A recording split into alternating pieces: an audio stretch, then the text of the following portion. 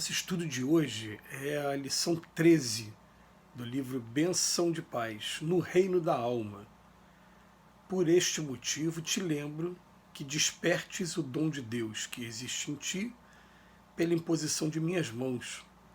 Paulo, na segunda Epístola a Timóteo, capítulo 1, versículo 6. Numerosos os companheiros que pagam ou reclamam concurso alheio para que se lhes desenvolvam determinadas qualidades espirituais. Ginásticas, regimes dietéticos, penitências, austeridades místicas. Sem dúvida, semelhantes processos de educação do corpo e da mente valem por precioso concurso ao despertamento da vida interior, sempre que empregados de intenção e pensamento voltados para os interesses superiores do espírito. Mas não bastam. A palavra do Evangelho, através do apóstolo Paulo, é suficientemente esclarecedora. Ele se reporta à colaboração dos passes magnéticos ministrados por ele mesmo em favor do discípulo, entretanto não o exonera da obrigação de acordar em si e por si próprio os talentos de que é portador. O convívio com um amigo da altura moral do convertido de Damasco, as preces e ensinamentos do lar, os apelos doutrinários e o amparo externo constantemente recebido não desligavam Timóteo do dever de estudar e aprender, trabalhar e servir, a fim de burilar os seus dons de alma e acioná-los na construção da própria felicidade pela extensão do bem. Pensemos nisso e saibamos receber reconhecidamente os auxílios que a bondade alheia nos proporcione, aproveitando-os em nosso benefício, mas lembrando sempre que o autoaperfeiçoamento para que a luz do Senhor se nos retrate no coração e na vida, será resultado do esforço nosso, ação individual de que não poderemos fugir. Mais uma vez, Emmanuel nos lembra que a doutrina espírita ela é uma doutrina que ela é libertadora. Ela, em momento algum, faz culto à dependência, ela te convida o tempo todo à autonomia e a você buscar realmente o conhecimento da verdade, que é a verdade que vai libertar a gente. Hoje, o Emmanuel vem pegar um texto escrito de Paulo de Tarso para Timóteo. A gente lembra que essas cartas a Timóteo já foram no finalzinho da vida de Paulo, quando ele já estava encarcerado, já estava em Roma. E ele está escrevendo para o companheiro Timóteo, ele falando: por esse motivo te lembro que despertes o dom de Deus que existe em ti, pela imposição de minhas mãos.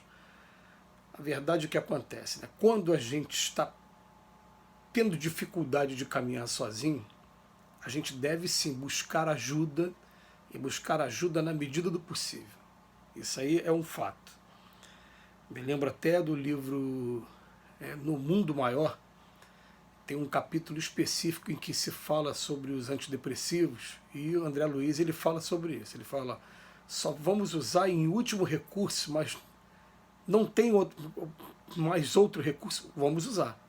Vamos buscar sim, mas ele até usa, ele até oferece alternativas para isso. E dentro das alternativas é você colocar sua energia em movimento, trabalhando no bem, sendo útil para as pessoas, desenvolvendo através da prece, enfim. Quando fala aqui da imposição de mãos, abre um espaço para a gente falar sobre essa coisa que chama muito a atenção e que praticamente todas as religiões têm. Vai ser muito comum você ver um padre católico levantando as duas mãos, vai ser muito comum você ver o protestante estendendo uma ou as duas mãos também, e vai ser muito comum vocês verem também na casa espírita um movimento que aí a única diferença, né, vai chamar de passe, mas o objetivo é o mesmo. Já uma vez Divaldo Pereira Franco definiu o passe como o simples ato de você estender as mãos querendo o bem da pessoa, já é um passe. Mas a gente acaba disciplinando esse movimento segundo a orientação dos espíritos, porque eles dizem o seguinte: eles nos dizem que nós aqui encarnados temos um fluido animalizado que eles que estão desencarnados não têm. Então eles normalmente pegam esse fluido e utilizam para o tratamento da pessoa que está ali na sua frente. Então o que acontece? eles até falam, como vocês não conseguem ver nem entender direito como funciona, a gente só pede a vocês 3 requisitos, que vocês tenham fé, tenham concentração e nesse momento tenham muito amor dentro de vocês. Busquem todos os recursos para que transformem em amor dentro de vocês. Tudo bem. E aí você vai começar 3 movimentos. É um movimento que, em primeiro lugar, vai retirar tudo que for denso, que for negativo, que estiver prejudicando a pessoa. Logo em seguida, você vai mentalizar como se a sua mão fosse uma turbina e você estivesse agora colocando bons fluidos, boas, com qualidade, né, com algum amor. Agora você vai jogando, né, nos campos de força que a pessoa tem. Né? Normalmente a gente vai trabalhar aqui no Ocidente com 7 campos de força. A gente sabe que no Oriente eles estudam alguns outros campos de força, tem muito mais até. E no terceiro movimento vai harmonizar. Então vocês vão ver esses 3 movimentos. E as pessoas ficam, mas o que é isso? Né? E algumas ficam ressabiadas. Na verdade, quando vocês tiverem oportunidade, é isso que está acontecendo e vocês vão sentir que nesse momento o magnetismo humano daquela pessoa que está ali na sua frente vai fazer a diferença, mas ele é potencializado por aqueles espíritos também. Eu estou querendo dizer que se a gente tivesse uma máquina para fazer cálculo do magnetismo que eu tenho e que nesse momento eu por conta própria, sozinho, tivesse, vamos supor, 20 de magnetismo, de uma medida qualquer de unidade, e os espíritos estão percebendo que a pessoa que está aqui na minha frente precisa de 30, eles vão impulsionar mais 10. Isso só acontece para o bem. Quando é para o mal, eles não conseguem potencializar para o mal, não. Para o mal, o espírito que está do nosso lado só fica nos incentivando a usar os 20 que a gente tem para poder fazer o mal. O magnetismo é neutro. Né? A gente pode usar tanto para o bem como para o mal.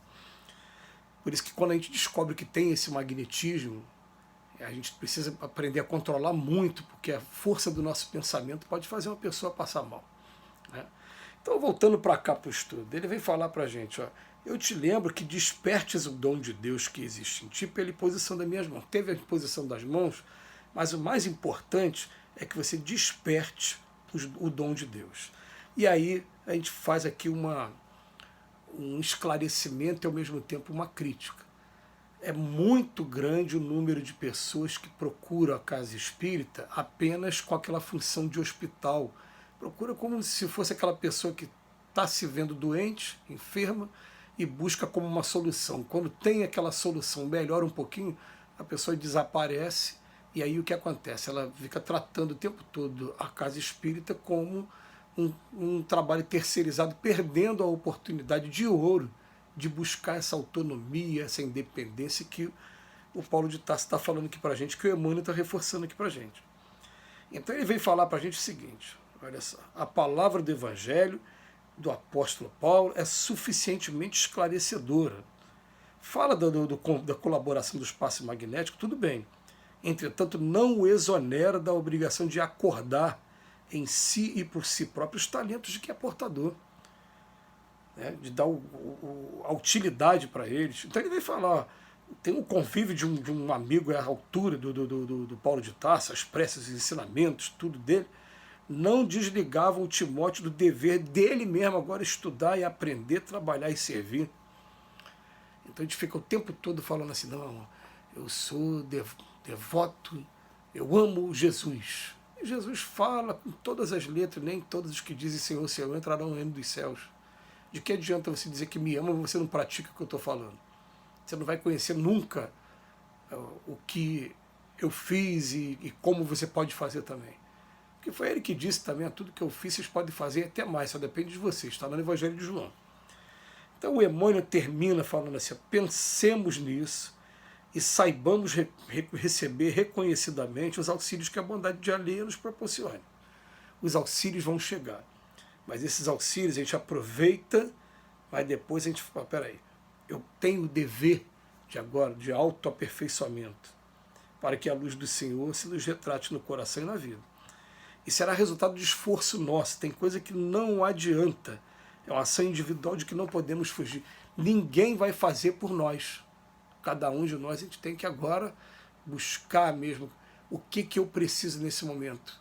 Qual é a virtude que eu preciso desenvolver, qual é o vício que eu tenho que controlar, aonde eu estou falhando dentro do Evangelho, e buscar com todas as forças. Que Jesus nos abençoe hoje e sempre.